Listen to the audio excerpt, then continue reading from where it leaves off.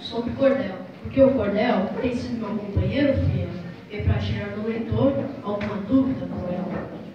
O cordel em minha vida esteve sempre presente, esteve, está e estará, na vida de muita gente. Comigo ele sempre foi um professor excelente. E as leituras de folhetos dos poetas do sertão, quando aparecia os jovens da região ouviam atentos a narração. Pois o povo era sensível, e apesar de ser pacato, de ter pouca informação e de residir no mato, a leitura de folhetos foi sempre o grande barato. Era comum na fazenda a gente se reunir, ao redor de uma fogueira um pouco antes de dormir, para ler versos rimados, cantar e se divertir. O pavão misterioso, o verde e melancia, e o de Pedro Lazarte, com gosto a gente lia.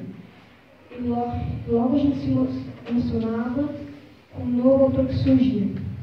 Ele li muitos e bons livros, o dicionário, a gramática. Devorei livros de história, de redação e matemática. E tudo que eu aprendia lá colocando em prática. Erivaldo Ferreira da Silva.